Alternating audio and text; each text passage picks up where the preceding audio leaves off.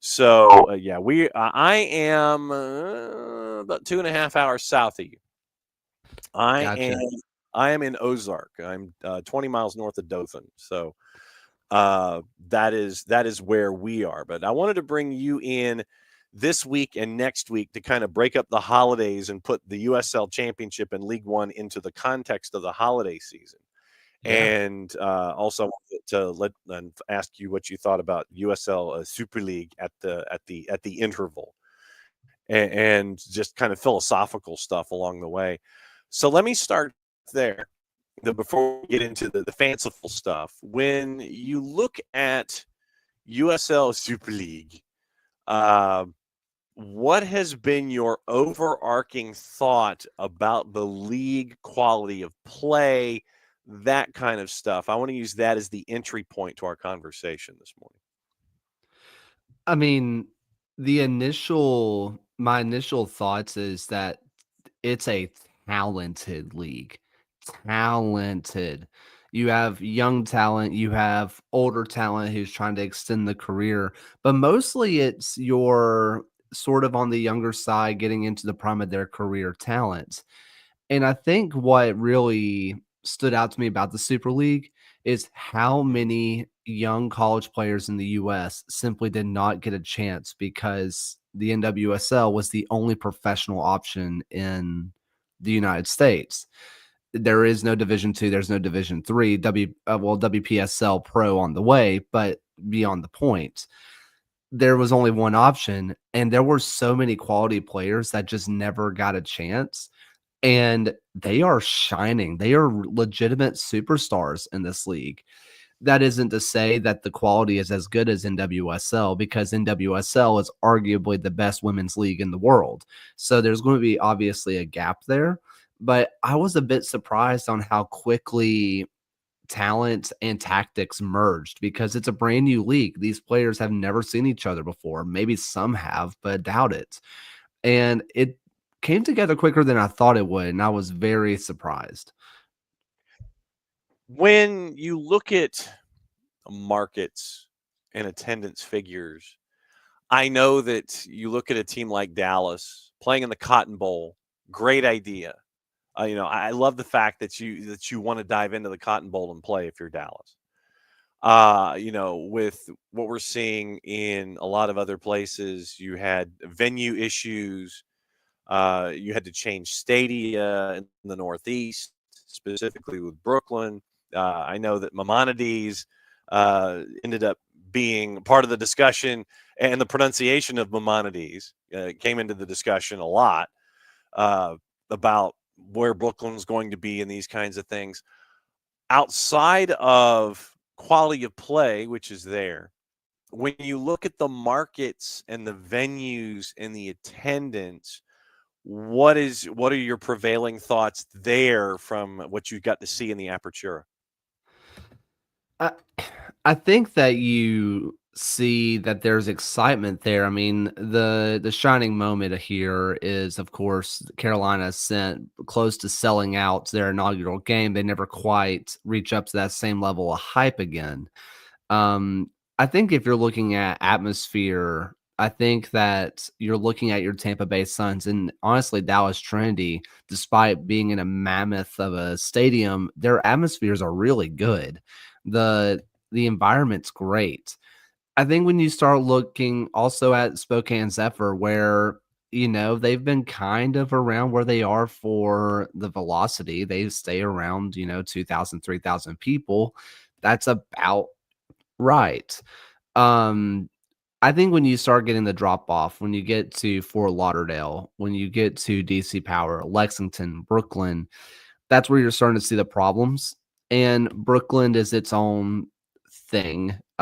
It's hard to be a professional club in New York City. We when we compared New York to places like London, we all want to say New York can be London. Look at how much places there are. Like there's so many people. And then we get to the next part is where will they play? And that's the issue. Um, so I'm going to kind of ignore Brooklyn, Okay. just All right. because it's bizarre. Okay. Um, DC Power, you're sharing a stadium with 2 to 3 other teams depending on the time of year. You're looking at Lexington, who has to compete with not only Kentucky basketball, a good Kentucky basketball team, on top of not being very good, and their men's team was really bad. Um, I think that Lexington is a symptom of the entire club, the men's side and the women's side, not being successful on the field this year, and their main competitor in the city is really, really good. As for Fort Lauderdale, they have potential. I just think they need time. I think that it's going to be one of those things that it can grow, but Uh-huh. getting attention down towards Miami when you have options to do anything that you want, you're going to have to fight for it. I do think that in the end, the attendance numbers look scary compared to what we're used to seeing in like MLS and even NWSL. But if you compare these attendance numbers to something like the Women's Super League in England, the top flight, the numbers aren't too dissimilar because in the end, women's soccer is still growing and people still need to catch on and people need to get over what men's soccer versus women's soccer looks like. I think that just in general, you're just kind of seeing the difference between men's soccer and women's soccer in terms of people who are willing to give it a chance because the people who give it a chance keep going back. So, since you opened the Lexington door, let me go ahead and go into it and use that as the the opening point as a part of our USL Championship discussion. Mm. They're not shy. They're not shy about grabbing folks, and they're not shy about filling out a roster. They brought in Danny Barbier from the Miami FC. Of course, I think the Miami FC. They had their off-season roster announcement the other day, and I think that they announced that 5 players, literally, I think it was 5 players that were not going to be a part of things, and that future roster discussions were going to be coming in the upcoming days. I don't know what the Miami FC is going to look like, but you bring in Danny Barbier from the Miami FC. Lexington SC is not afraid to splash the cash in this first season in USL Championship. When you look at what they're trying to do coming up from League One, what are your early returns? I think that this quasi promotion is arguably the best thing that could have happened to Lexington after a year like last year because they splashed the cash last year Yeah. and they decided to Yeah. make a bizarre coaching hire and it didn't work. And now that they're going up and they have a new coach, they can almost act like an expansion team. They can pick and choose what they want. They have a couple pieces coming in, but when we say a couple, we mean like 4. They are essentially Yeah. an expansion team, and they're willing to splash the cash, and they're not doing a dissimilar thing that Rhode Island did last year. What Lexington is missing is the superstar insane signing. Although I do think players like Logan Ketterer and people like Jacob Green are going to be 2 players that you are going to see that are going to be more impactful than you think. But I think that they're still missing a real deal superstar from this most previous season. We know what Atis Juve can be. We know what Cameron Lancaster can be, but I think they're missing someone from 2024 being an absolute superstar to really bolster this team. But I like the direction that they're going. I think that they are instantly making themselves competitive. At the very least, they have championship level talent, which we see with teams like the Miami FC, like you mentioned, did not fill their roster with championship talent. And so I think that you're going to see a big No. improvement on the field from Lexington. Kaylor Hodges from at the USL Show, at Kaylor Hodges. I know that surprises you that might be his 280 character handle, and that there is no off season. And Ewan is saying Lexington have Speedy Williams apparently. Yeah, Speedy Williams Lexington part does of have the Speedy process. Williams. Uh, Lexington has Speedy, and Speedy was one of the catalysts for for Colorado Springs to win their championship. I think that he was one of the main reasons they were able to compete. However, I do think that him being more of the deeper lying playmaker, while important to Lexington, I don't think he's going to be the game changer in its current iteration. However, Speedy Williams is one of those players who is a game changer if you have other game changers around him, if that makes sense. He can only do his work if he has people to get Yeah. the ball to. And right now, I don't really see that out of Lexington. I think if they get a really good midfield option, someone like a Knight Pickering, someone like a Bruno Lapa, someone like a Panos Amarnakis, I'm just naming off Memphis players because they have to sign somewhere. I think that you're going to see Yeah, they Speedy do. Williams. You're going to see Speedy Williams be a really good option, but until then, Speedy is. I just don't know if he is that same. I say I don't know. He's not the same 2018 Louisville City Speedy Williams that we all got used to. He's just a different player now. All right. So since you mentioned Memphis, let me ask about Memphis.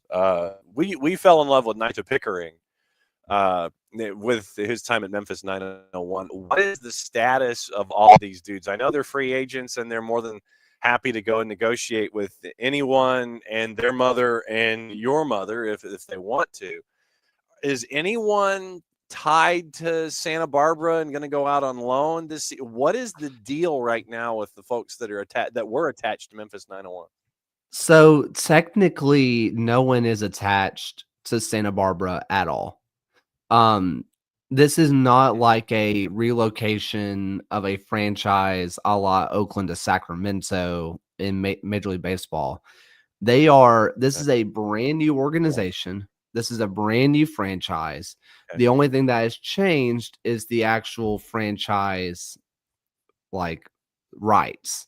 But this is a completely different organization, completely different. So no one is tied to Santa Barbara. Absolutely no one. They're all free agents. Um, there, there is no doubt that Memphis has some of the best free agents here. I think that when you are looking at the players who are available, they are the pick of the bunch. They are just loaded. I think that this is it's awful for Memphis fans, and I cannot reiterate that enough. But if you are a USL fan who wants to see the talent disperse from there, the league just got better because good teams are about to get great players. And the strength of the league is about to get a lot better at the expense of course, Memphis. Neil Collins, the head coach in Sacramento. What say you, Kaylor Hodges? Wow. Usually stuff like this, I get a couple of days heads up. I was stunned. I think the bigger part of this from Wraith Rovers, the Scotland where he ends up going after leaving Crawley Town, after being fired from Crawley Town, despite getting them into the playoffs, which was bizarre in of itself. He signed a 3-year deal with Wraith. And then he, in his first year, they start to get the ball rolling. They had a rough start, but they really start to get things going. And Sacramento pays his release clause. Now, this does not mean that he has to go. In fact, Wraith Rovers made this very clear when they said, we sat down with Neil and tried to convince him to stay, but he said no, he wanted to go back to the U.S., which I found that fascinating that A, they would put that in their press release, but B, what did that mean for Neil? Was his move to Scotland just bait for him to go back to the US all along? I find it absolutely fascinating. But if you're going to replace Mark Briggs, which was an insane decision on Sacramento's part, and I'm still not convinced that it was the right decision, you could not have made a better hire.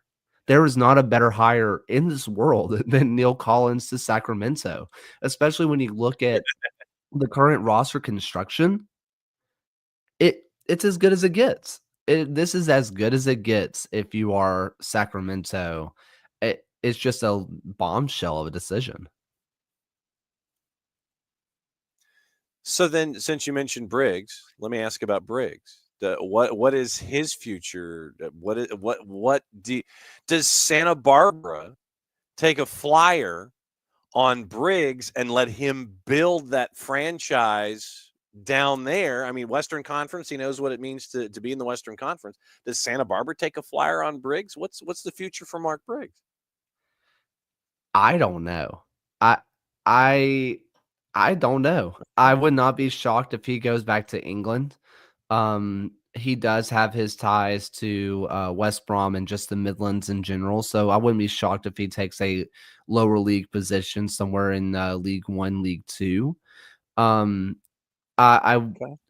I was thinking maybe San Antonio could be his landing spot. They've showed that they were willing to put some money, but that's not the case. San Antonio has their coach. There's only one team right now that doesn't have a coach, and that's the Miami FC in the in the championship. Oh, Which I, it would be the funniest option, but I would hate it for Mark. He's a nice guy. He doesn't deserve that. So I I don't know. I mean, I really don't know. okay. Okay. All right. Well, someone that does know is Dennis Sanchez, and he goes from Vegas to New Mexico United. Obviously, we know the moving chairs and New Mexico United A to B to C, but Dennis Sanchez, Coach of the Year finalist, after taking Vegas Lights to the Western Conference Final, leaves Vegas where they had invested. They had invested for the first time in modern memory, and you saw what you could do in Vegas with investment. So Dennis Sanchez thinks that New Mexico United is a greener pasture than what was being created in Vegas. I I think that Vegas situation's hard because you are essentially starting a club from the ground up. I know there's 5 years of experience, but boy, is it bad experience. I think that Yeah. I think people underestimate how good of a job New Mexico is because people see the lab. People Hmm. see how bad the stadium situation is, but they're building their own stadium. I think it was like fully passed on by the city. I think it's happening. Um, and Yep. so Yeah. if you look at New Mexico, they have spent on their roster. They are not afraid to spend money on their Hmm. roster. When you look at fan support, they have the highest attendance in the league every single year. I think Sacramento might have beat them because they had the 125,000 game when they played at another stadium. But when you look week in, week out, New Mexico does not go below 10,000 people. They are regularly around like 10 to 13,000 people. When you look at that kind of atmosphere, it's hard not to be allured by that. When you look at the connection to the community and how invested they are into the community, that right now they're doing it better than Las Vegas. And like I said, they have spent on that roster. They have spent. And if you are telling Dennis Sanchez, hey, look at how much money we've spent in the past, and we'll let you spend this money on whatever you want to build your dream team, it's hard not to say yes to Uh, that. It's so hard not to say yes to that.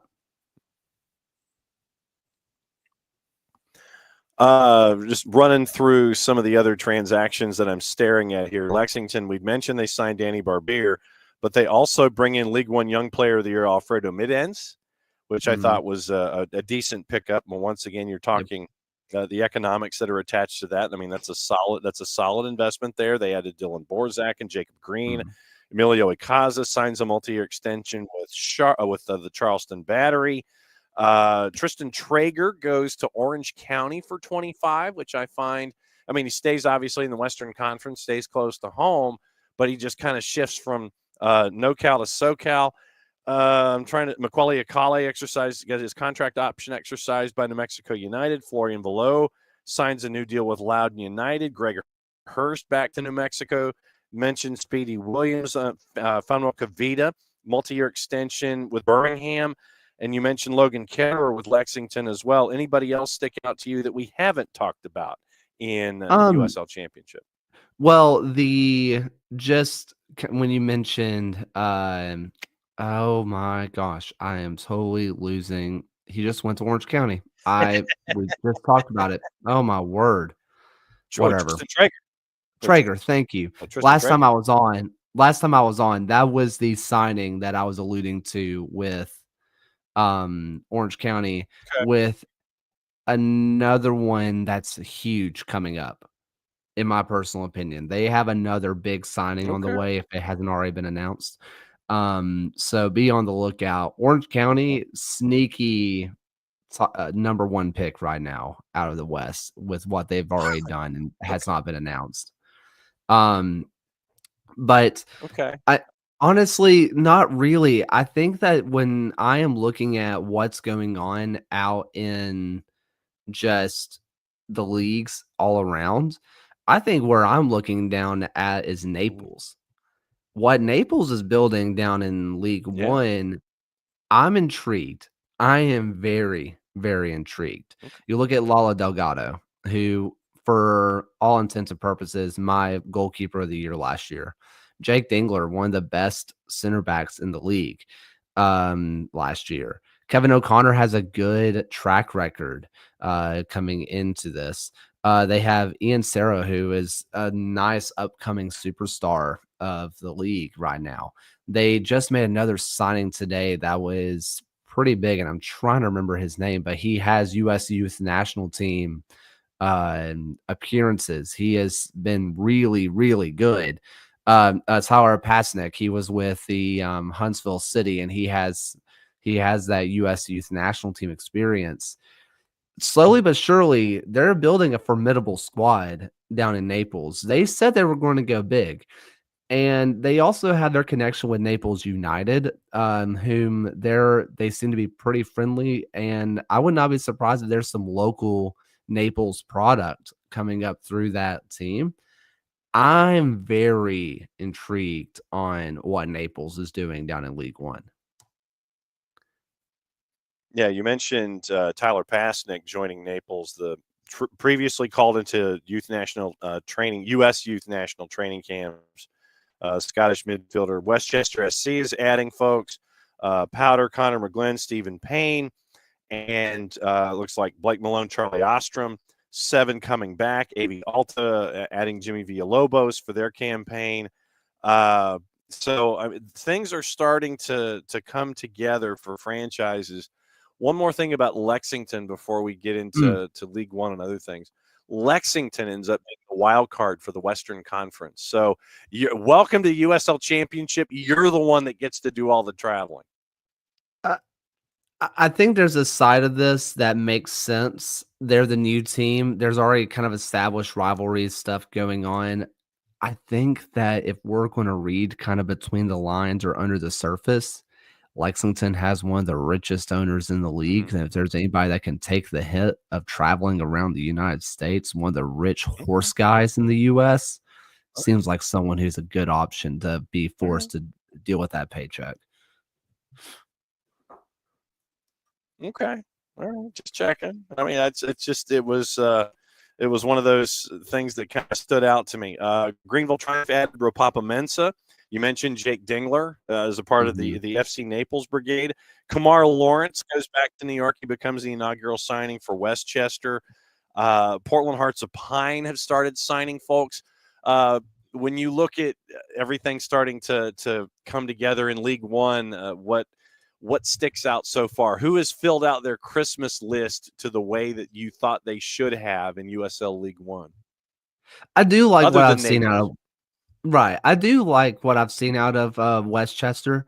Connor McGlynn did not get a bunch of playing time with Rhode Island, but he was arguably one of the best midfielders in 2023. That talent is still there. Stephen Payne, for all of my intents and purposes, besides Bruno Rendon, he was the best fullback in the league last year, wingback in the league last year. That's a heck of a player to start off your team with. Now, you do have a couple of other college Mhm. players, and I'm not going to act like I know who Kamar Lawrence is or Samry Powder is. I haven't watched film yet. So I can't really speak on that. But when you look at the established players, I, McGlynn and Payne are two of the best that you can start off with. I'm loving what they are doing. Um, After that, I don't really know because right now League One is still in its we are we are kind of alive, we're kind of not. I think, and we do this every year with League One, where League One is kind of waiting for the Yeah. championship to sort itself out and to see who the followers of the league are going to be, who's going where. I don't think that League One has enough for Right. me to really chew on. However, with the players that someone like the Richmond Kickers are bringing back, I really like it. I Yeah. really like this lineup as currently constructed. I think they have a wonderful core to build on if they want to continue to do it. I think that they are going to be great. Um, I'll just be interested. I'm still kind of just waiting to see more of everything to come together for League One because right now they're still kind of in a hiatus. Okay. I've got one other topic I want to get into you with, but BLT Gamers wants to know what you Huh. think, sir, about El Paso Locomotive. What do you think about El Paso Locomotive? And welcome, BLT Gamers, by the way. I think that when you look at their general core, it's not bad. I think you are going to look at a Meshabane, you're going to look at Ortiz, you're going to look at Cavallo, you're going to look at Dolomeyer, who's great. You're going to see Jamali Waite, Bolu Akinyote is one of the best midfielders in the league. And on top of that, you re-sign a Memo Diaz, who is a local talent who played with El Paso before, has come back from Oakland. I think that they have a core there that can be competitive, but we said that last year too. This is a largely returning core that we said last year would be really good. That was not. However, we saw Wilmer really turn things around, and I'm going to be cautiously optimistic about El Paso. Now, cautiously optimistic means finishing 10th or ninth as opposed to 12th.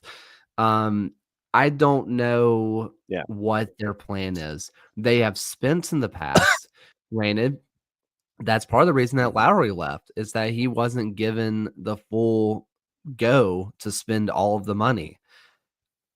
I think that it's go time for El Paso. If they don't spend money this offseason, they need to really look in the mirror and decide what they want to be because they're not giving chances to their local youth products. They just signed one to a deal, which I think was Quezada, I believe. He was an El Yeah. Paso youth product, but for the most part, they are just going with tried and trusted USL talent, but it hasn't been good enough. So they need to decide: do we want to be the team that plays our youth, or do we want to go out and spend? Because you could do this middle ground with MLS2 teams around. You can't do it anymore. Last topic I wanted to get into you this time before next week when you come back, New Year's resolutions for franchises and such. Expanded Jägermeister Cup. We knew this was coming. We Yeah. didn't know when. Now we know when. And now you've got expanded Jägermeister Cup with your crossover with USL Championship and League One. What do you think? I love it. I straight up love it. I think that this is something that's been needed for a long time. I think that I think that championship teams are about to be in a shock on how good League One is. For a lot of